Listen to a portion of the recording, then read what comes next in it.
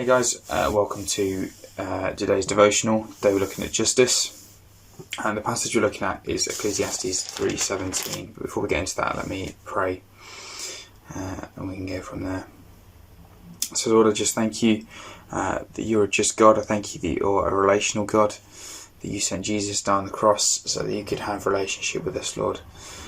And you sent Jesus so that you could show that you understand what we go through. You understand our lives, our nature. And I just pray that we'd understand that. I pray that we'd get that and know that in our hearts, that you understand the struggles we face and the issues we face, and that you're there with us through those times. Amen.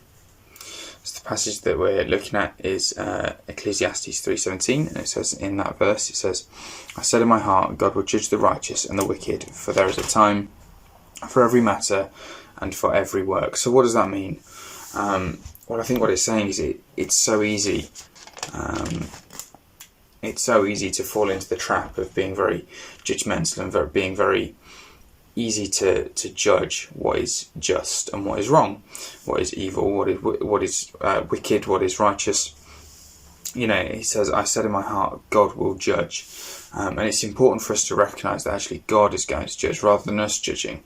And I've got down on my notes here, it says it's so easy for us to fall into that trap of judging people. It's so easy for us to just jump on a bandwagon at times and just say, "Oh yeah, such and such," because we're judging them because we think it's wrong.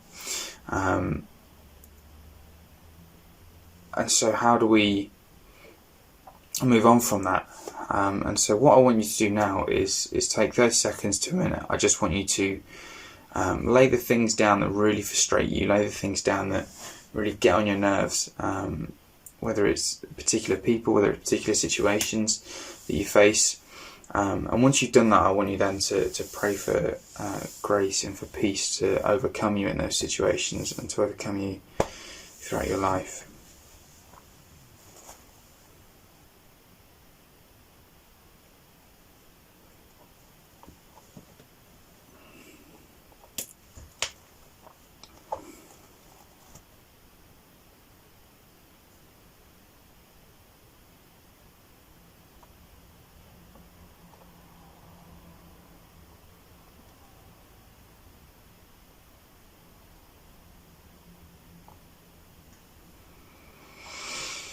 And so what can we do to apply that to our lives? But I think first off, we can pray in the moment.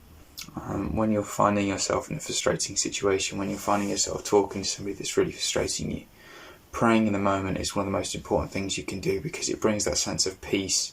It's God being with you. You recognise that God is in charge of that situation. And also, not necessarily always in the moment, but reflect on why you're so annoyed. It's important to reflect on what the root of that issue is, because if you're not reflecting on what the root of that issue is, you're always going to find a problem. You're always going to get yourself frustrated in those situations. And so let me pray, and then we can go on with our day.